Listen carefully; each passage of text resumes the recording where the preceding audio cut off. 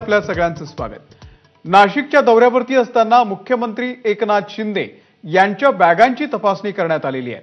मुख्यमंत्र्यांच्या सोबत आज पुन्हा एकदा 2 ते 3 बॅगा आहेत आणि याच बॅगांवरून संजय राऊत यांनी निवडणुकीमध्ये पैशांचा वापर होत असल्याचा आरोप केलेला होता।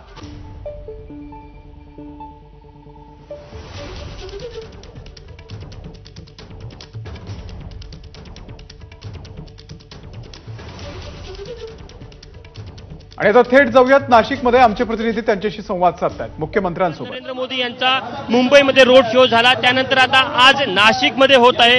आपण मुख्यमंत्र्यांना विचारूया, शेवटला टप्पा आहे, निर्णायक टप्पा आहे, पूर्ण ताकद झोकून दिली आहे आपण प्रचारामध्ये।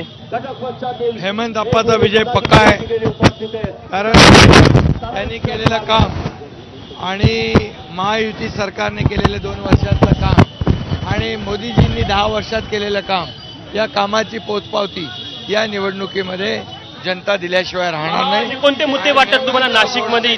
हे प्रचंड मताधिक्याने विजय होतील। आज पाहतोय आपण रोड शो मध्ये बघा, सगळीकडे लोक आहेत, रस्त्यावर भर उन्हात उतरले, आजूबाजूवरून हसत मुखाने स्वागत करतायत, प्रतिसाद देत आहेत।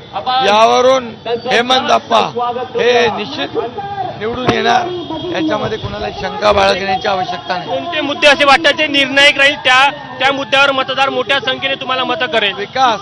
विकास आणि विकास।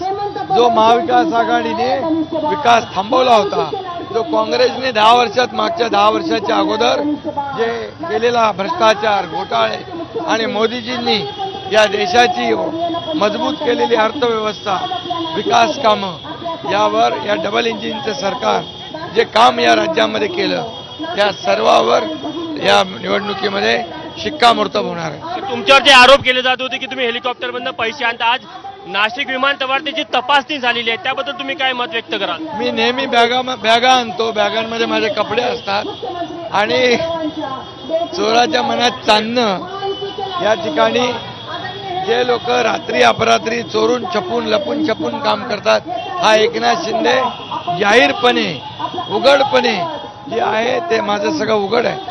आता या नाशिकच्या स्टँडिंग कमिटीमधून काय काय कुठे गेलंय याचा पण खुलासा लवकर होईल। काल पंतप्रधान म्हणाले की 4 जून नंतर आणखी पक्ष फुटणार आहे। काल पंतप्रधान बोलले की 4 जून नंतर आणखी पक्षामध्ये फूट होणार आहे, शिवसेना, ठाकरे गट असेल किंवा राष्ट्रवादी शरद पवार गट असेल, त्याबद्दल तुमचं काय मत आहे? किती लोक संपर्कात आहेत तुमच्या?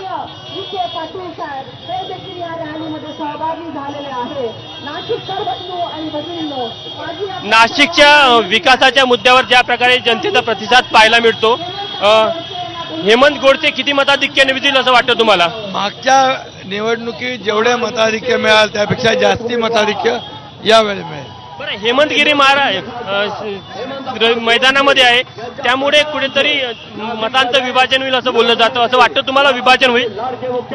खरं म्हणजे त्यांना आम्ही विनंती केली होती की एक धार्मिक अधिष्ठान असलेल्या लोकांनी राजकारणामध्ये न पडता या कार्यकर्त्यांना आशीर्वाद दिले पाहिजे, आशीर्वादाच्या भूमिकेत असलं पाहिजे।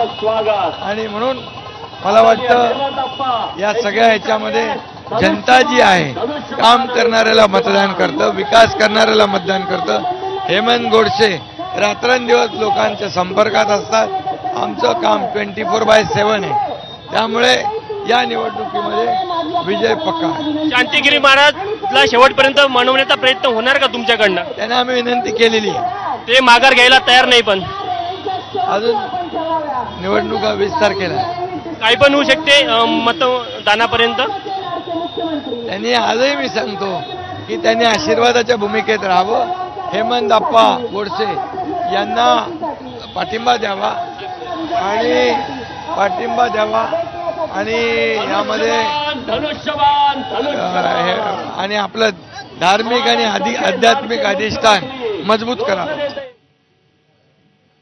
तर सध्या मुख्यमंत्र्यांचा रोड शो चालू आहे नाशिकमध्ये आणि आता पुढची बातमी पाहूयात। पंतप्रधान